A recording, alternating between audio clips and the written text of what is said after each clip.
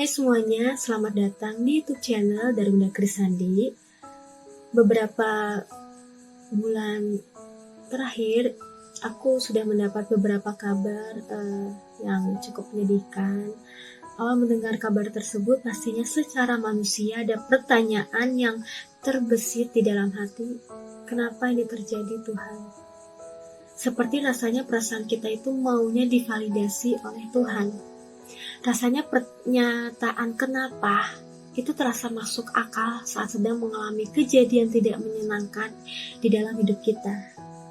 Dan kata kenapa tersebut akan dibumbui dengan kata-kata yang lain di belakangnya.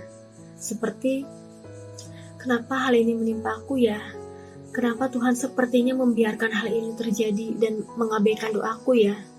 Kenapa Tuhan memanggil dengan cepat orang yang aku sayang ya? Kenapa, dan kenapa. Dan di sini kita menuntut jawaban yang masuk akal dari Tuhan atas apa yang telah menimpa kita. Respon yang kita ambil dengan situasi tidak menyenangkan dengan pertanyaan kenapa, apakah itu hal yang manusiawi? Menurut aku itu adalah respon yang sangat umum dan manusiawi. Asalkan kata kenapa yang kita lontarkan bukanlah sebuah kalimat negatif yang ditujukan pada diri sendiri. Contohnya seperti, kenapa ya aku selalu sial terus? Kenapa ya orang-orang tuh mandang aku rendah banget?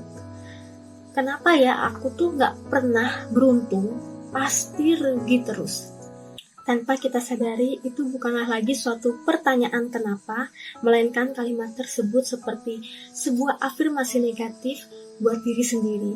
Dan yang paling diuntungkan dengan hal ini adalah siapa? Iblis. Karena dia dapat memeteraikan kalimat kamu tersebut di alam roh dan mengerjakan itu semua. Jadi iblis memiliki hak atau akses atas diri kamu untuk membuat kamu selalu sial, selalu rugi, selalu direndahkan orang lain, dan apapun kalimat yang pernah kamu ucapkan. Maka saran aku, jika kamu sadar atau tanpa sadar pernah mengucapkan atau kesannya itu seperti mengutuki diri sendiri, maka segera dibatalkan perkataan tersebut. Hal ini dilakukan agar terjadi juga pembatalan di alam roh, di mana iblis juga tidak punya lagi akses atau hak untuk memanifestasikan apa yang kamu ucapkan tersebut di alam fisik atau di dunia nyata. Oh ya, aku mau cerita sedikit tentang hal ini. Anggaplah kita berada di suatu pengadilan. Ada Tuhan sebagai hakim, iblis sebagai jaksa penuntut, malaikat sebagai saksi, dan terdakwa adalah diri kita sendiri. Mendakwa itu kan artinya mengadukan perkara ataupun mengajukan tuntutan kepada hakim.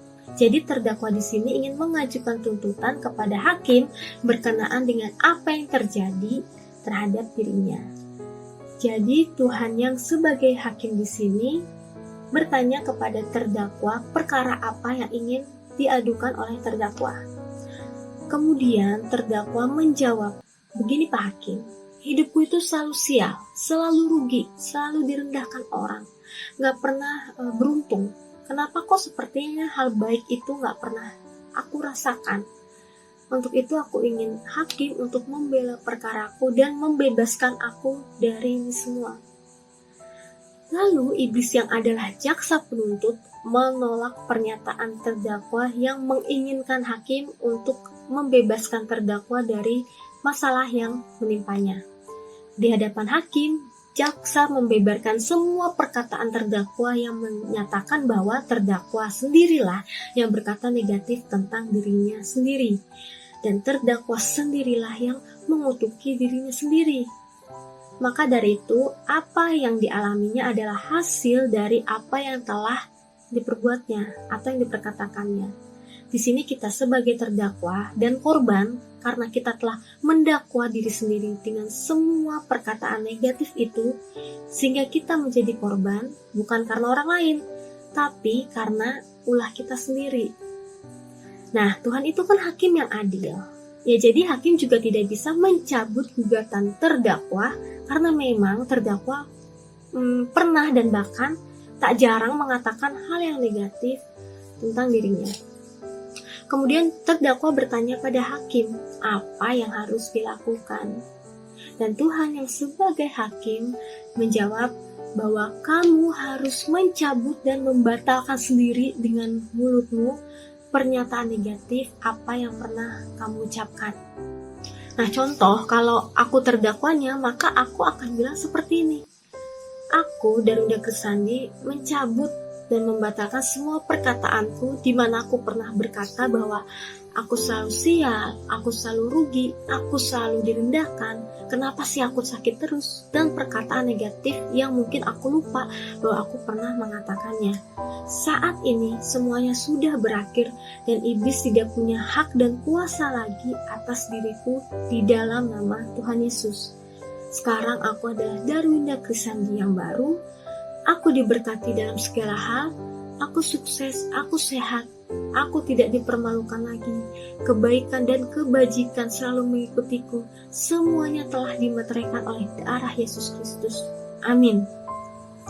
Ya, intinya seperti itu. Dan kamu bisa menambahkan apa saja pernyataan yang positif tentang diri kamu.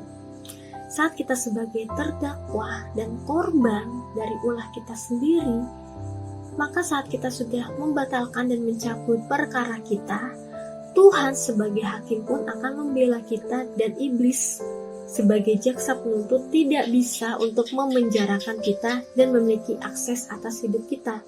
Bahkan malaikat juga mencatat hal tersebut sebagai bukti yang sah bahwa kita sudah dibebaskan dari perkataan negatif yang ditujukan pada diri sendiri. Oke, lanjut ya. Saat kita ditimpa suatu masalah, kata kenapa adalah respon yang umum dan manusiawi. Asalkan kata kenapa yang kita ucapkan bukanlah sebuah kalimat kekecewaan pada Tuhan. Contohnya seperti ini. Kenapa sih Tuhan gak adil? Kenapa kok Tuhan tuh kayak gak peduli sama aku? Kenapa Tuhan tuh gak bela perkara aku? Hal yang paling iblis suka adalah di saat kita kecewa sama Tuhan. Di saat kita mulai meragukan kuasa Tuhan. Di saat hanya keluhan yang selalu keluar dari mulut kita dan bukannya pujian kepada Tuhan. Dan pada akhirnya yang terjadi adalah kita mulai merasa tawar hati dan hambar akan kasih Tuhan. Lalu apakah aku pernah mengatakan hal yang seperti itu? Jawabannya ya adalah iya. Bahkan aku pernah merasa marah pada Tuhan. Aku pernah seperti mendiamkan Tuhan dalam waktu yang cukup lama.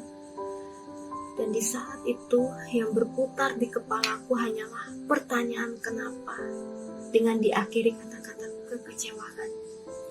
Aku seperti gak bisa menerima apa yang terjadi dalam hidupku saat itu. Dan pertanyaannya adalah, apakah Tuhan balik mendiamkan aku? Apakah Tuhan mengabaikan perasaan aku? Apakah Tuhan menjauhi dan meninggalkan aku? Jawabannya adalah enggak. Dan aku teringat firman Tuhan di Ibrani 13 ayat 5b. Karena Allah telah berfirman, aku sekali-kali tidak akan membiarkan engkau, dan aku sekali-kali tidak akan meninggalkan engkau. Jadi, cinta dan kasih Tuhan itu benar-benar nyata. Walaupun badai masalahnya belum hilang, asalkan Tuhan ada bersama kita di tengah badai itu, maka akan ada ketenangan. Perlahan badai itu akan reda dan berjalannya waktu tanpa kita sadari, badai itu akan hilang. Dan bonus dari Tuhan, upah dari kesetiaan kita adalah kita melihat pelangi setelah badai, yaitu janji-janji Tuhan yang tergenapi dalam hidup kita. Amin. Jadi itulah dua kata kenapa yang tidak boleh diakhiri dengan yang pertama, pernyataan negatif terhadap diri sendiri. Yang kedua, pernyataan kecewa pada Tuhan.